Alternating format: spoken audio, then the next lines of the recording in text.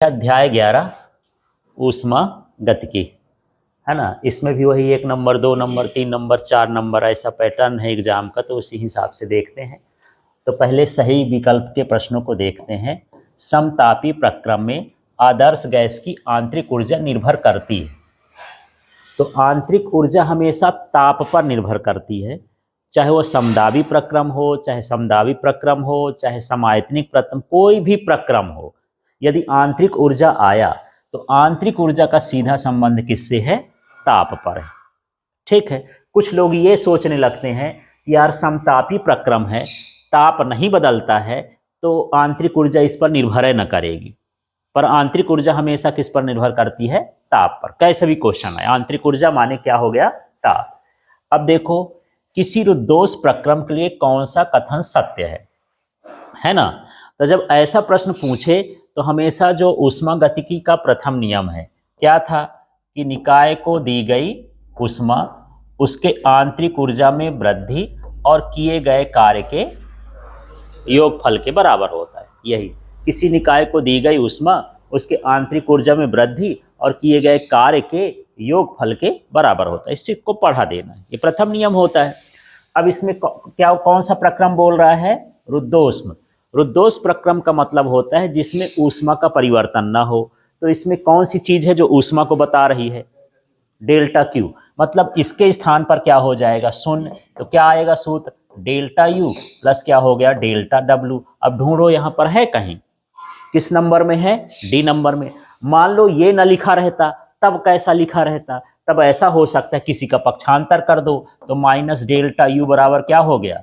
Delta W. ये भी सही है। यदि ये दिया होता तो ये भी सही है, या फिर ऐसा होता कि डेल्टा यू बराबर माइनस उधर कर देता डेल्टा डब्ल्यू, तब भी सही है। ठीक है। तो वही पक्षांतर कर करके हम 3 तरीके से उसको बता सकते हैं रुद्धोष्म प्रक्रम को।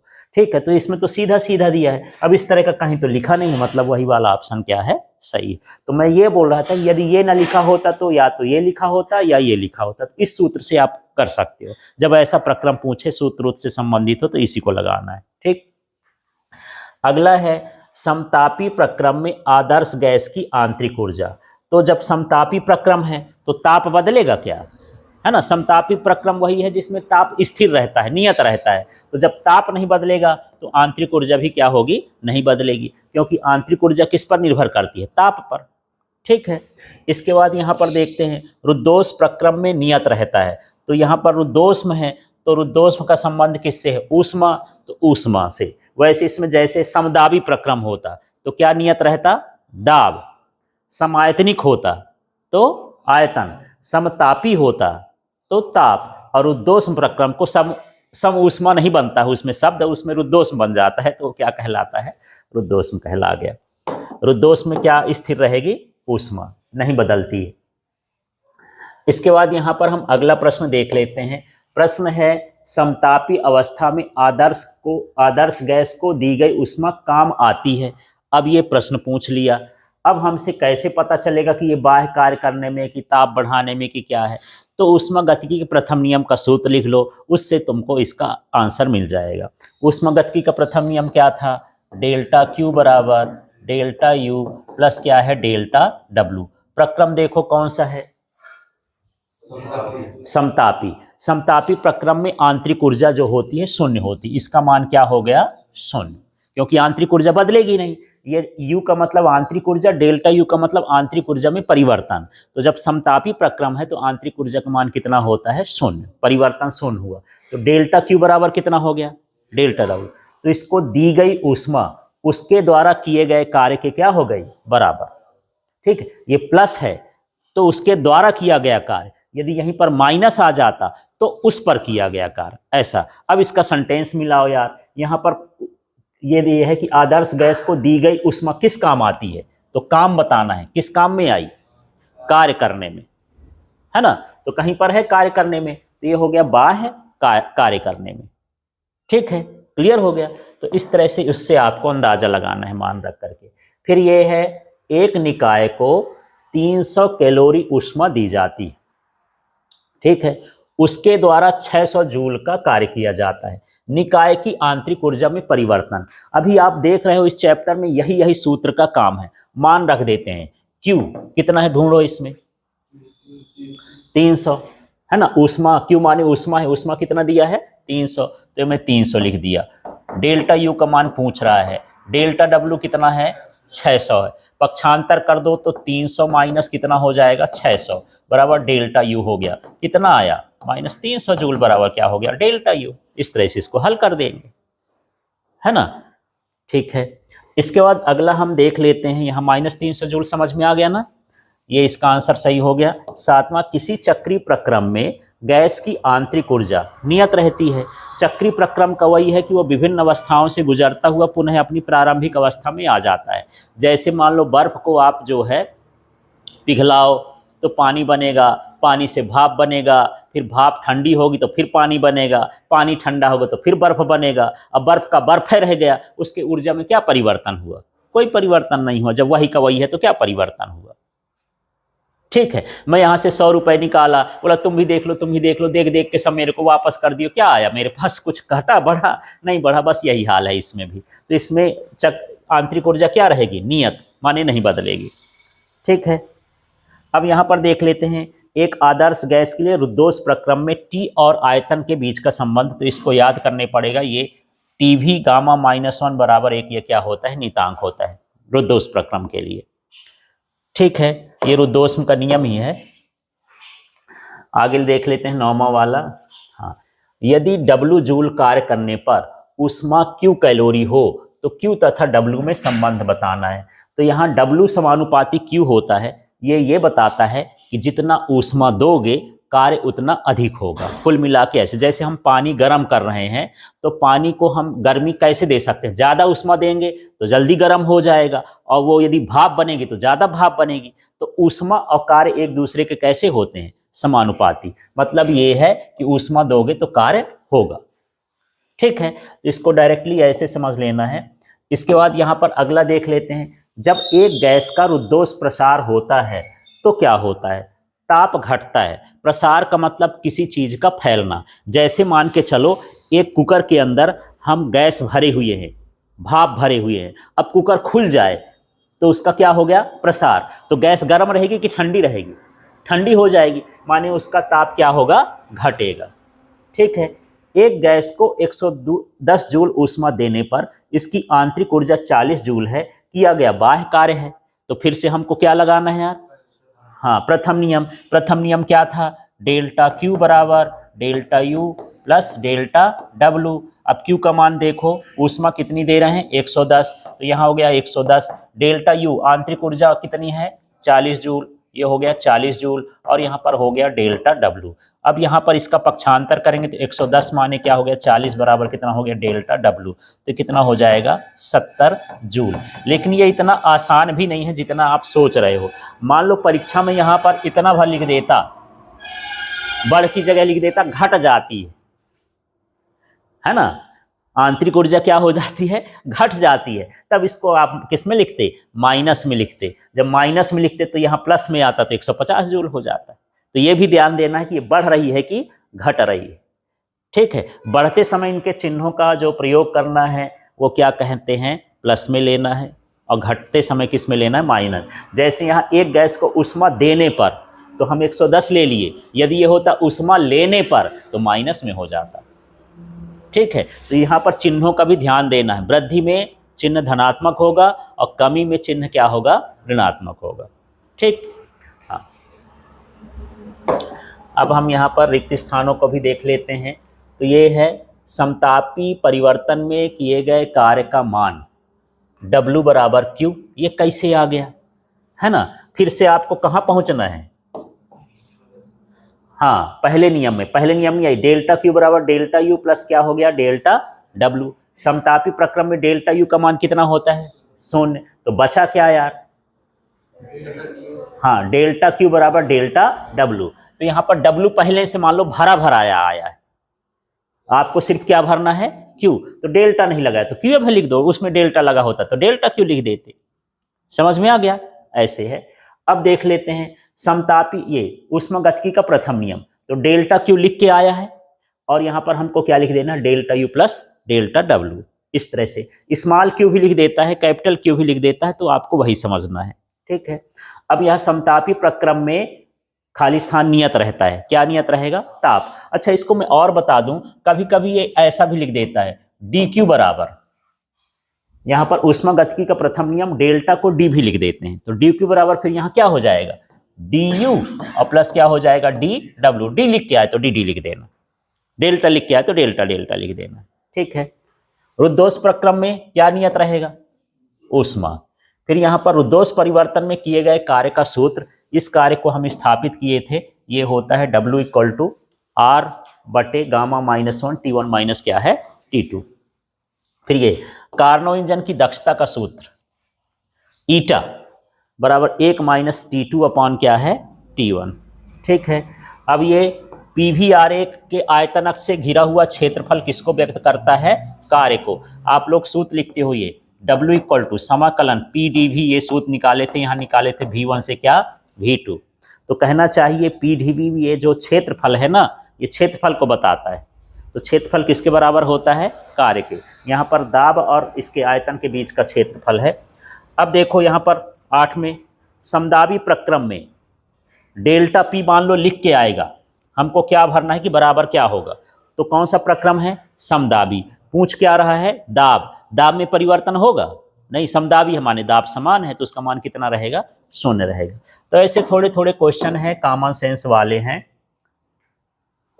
अब यहाँ 9वें नंबर का प्रश्न हम देख लेते हैं, क्या है? निकाय के रुद्धोष्म प्रसार में गैस की कुल ऊर्जा खाली स्थान होती है, तो नियत रहेगी, क्योंकि रुद्धोष्म प्रसार में जो होता है उसकी जो कुल ऊर्जा होती है वो क्या रहेगी? नियत होगी। ऊर्जा में परिवर्तन जो भी होगा वो बराबर रहेगा, दोनों को मिला देंगे। ठीक है ना। आदर्श गैस का समतापी प्रत्यास्था गुणांक उसके दाब के क्या होता है? बराबर होता है। इसको ऐसे याद करना पड़ेगा आपको। फिर ये है ऊष्मागतिकी का प्रथम नियम, अब इस वाला आ ही गया, वो जिसकी बात कर रहे थे, है ना। तो यहाँ पर ये दिया है, ये दिया है, यहाँ पर खाली स्थान छोड़ा है। ठीक है, पर लगा क्या है यार? कहे लग गया माइनस? नहीं पता है ना। सूत्र हम क्या पढ़े हैं? dq बराबर क्या पढ़े हैं?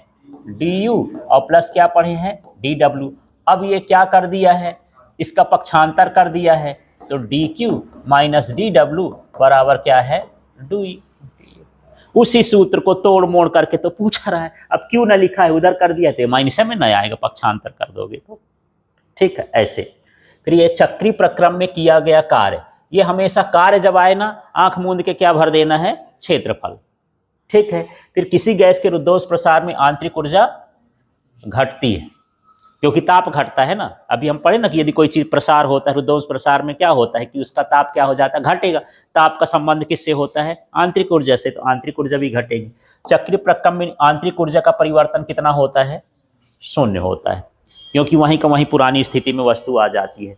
फिर रुद्धोष्म वक्र का ढाल समतापी वक्र की ढाल की अपेक्षा क्या होता है?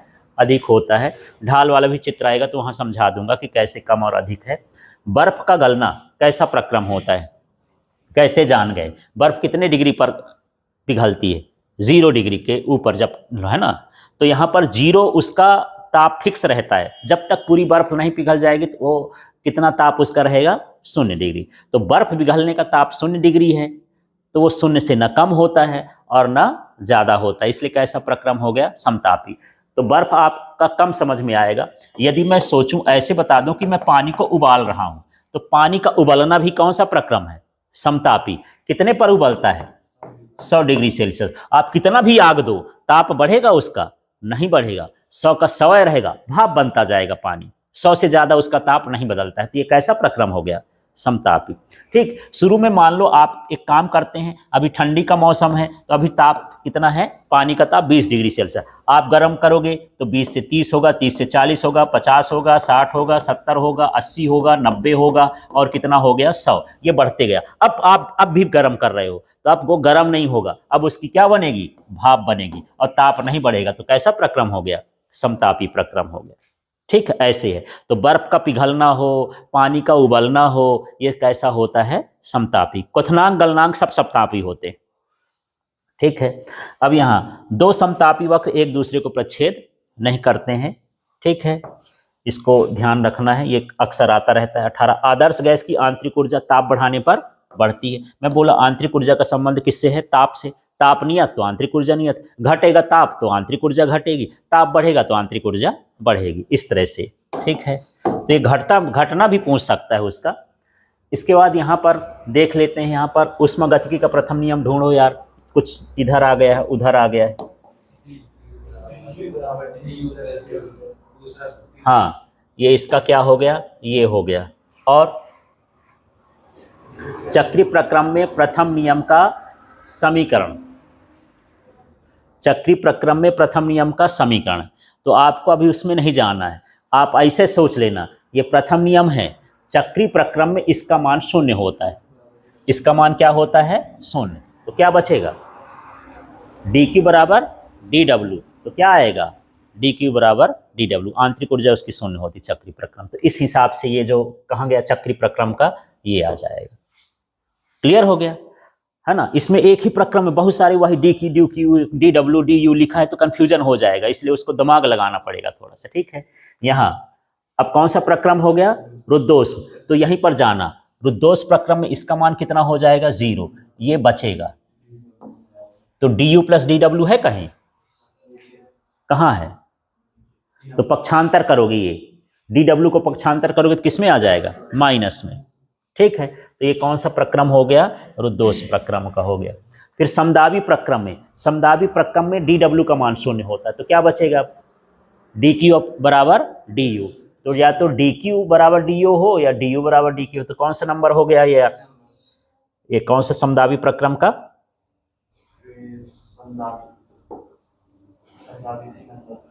अच्छा, इस समदाबी प्रक्रम में यहाँ आयतन वाला भी लिखा है, तो ये कार्य को ये लिख देना है यार, इसको लिखना, ये डेल भी कार्य को ऐसा भी लिख देते हैं, पी डेल भी लिखते हैं, पी डेल डब्लू, ये डेल भी लिखते हैं। तो यहाँ पर दाब को क्या माना जाता है, नियत माना जाता है, ऐसे ही। ठीक है, इसको देख लेना। अब पांचवा क्या बोलता है, समतापी प्रक्रम के नियम का समीकरण। तो समतापी में क्या नियम नियत रहेगा, ताप, ताप नियत रहेगा, तो आंतरिक ऊर्जा का मान क्या रहेगा, शून्य। तो dq बराबर क्या हो गया, ऐसे। ठीक है, तो कंफ्यूजन ना हो, यहाँ पर कार्य को अभी शून्य नहीं मानना है। समदाबी प्रक्रम में जो है कार्य का सूत्र ये होता है P डेल W, तो P यहाँ स्थिर दाब है, डेल W की डेल भी बोलता हूँ, आयतन क्या होता है, परिवर्तन। अच्छा, समदाबी वाला कैसे है, जो हमारा सूत्र होता है dq इक्वल टू क्या होता है, du, और प्लस क्या होता है, dw। ठीक है, तो यदि मुझे ये dw बोल देता हूं, यदि मुझे इसको नहीं लिखना है, इसकी जगह हम क्या लिख सकते हैं, pdv भी लिख सकते हैं, है ना। तो ये स्थिर दाब कहलाया, समदाबी प्रक्रम के लिए हो जाता है ये सूत्र। तो वही चीज है, यहाँ चाहे dv लिख दें और चाहे v2 माइनस v1 लिख दें, अंतर को ही d से दर्शाते हैं या डेल्टा से दर्शाते हैं, ऐसा है। तो इसका कुछ भाग इधर आ गया है, हाँ, जो उधर लिखना चाहिए नीचे आ गया है ऐसे। ठीक है, अब यहाँ पर किसी आदर्श गैस के लिए रुद्धोष्म तथा समतापी वक्रों की प्रवणताओं के बीच का संबंध होता है। तो देख लो थोड़ा सा, इसको ये याद करने वाली चीज है। रुद्धोष्म की ढाल बराबर होता है गामा गुणे समतापी प्रक्रम की ढाल, और इस गामा का मतलब होता है Cp बटे Cv, है ना। दो विशिष्ट ऊष्मा पढ़े थे, एक स्थिर दाब पर और एक स्थिर आयतन पर गैस के। तो यही स्थिर दाब पर गैस की विशिष्ट ऊष्मा और स्थिर आयतन पर गैस की विशिष्ट ऊष्मा के अनुपात को ही ये विशिष्ट ऊष्मा अनुपात कहते हैं, है ना। गामा का मतलब विशिष्ट ऊष्मा अनुपात है। तो कुछ नहीं, इसमें गामा लगा के आपको लिख देना है। फिर ये देखो, उच्च दाब पर भी गैस एकाएक प्रसार होने पर उसका ताप कम क्यों हो जाता है, तो क्योंकि बाह्य कार्य करने में गैस की आंतरिक ऊर्जा क्या हो जाती है, प्रयुक्त हो जाती है। फिर से देख लो, उच्च दाब पर भी गैस का एकाएक प्रसार होने पर उसका ताप कम क्यों हो जाता है, क्योंकि वो जो उसकी आंतरिक ऊर्जा है वो किस में बदल जाती है, कार्य में बदल जाती है। सीधा आपको ये लिखना है। ये समझ में आ रहा है, दाब बहुत ज़्यादा है, जब उसका प्रसार कर देंगे, है ना, तो उसकी आंतरिक ऊर्जा में क्या हो जाएगी, कमी हो जाएगी। जैसे मान के चलो कुकर है, कुकर में दाब जो है ऐसा बनाया जाता है कि दाब के कारण ही खाना पकता है। हम इसको बोलते हैं ना P समानुपाती T, यह मंटन का नियम होता है। या कह सकते हो कि जो दाब होता है ताप के क्या होता है, समानुपाती है।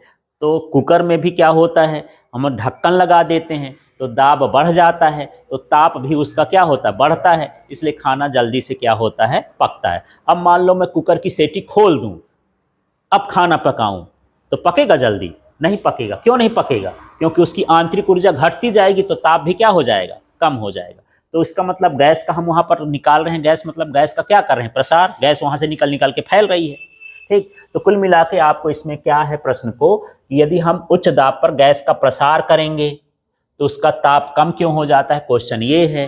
तो आपको ये बोलना है क्योंकि उसकी आंतरिक ऊर्जा घट जाती है, और घट के जाती कहाँ है, वो क्या करती है, बाह्य कार्य करती है।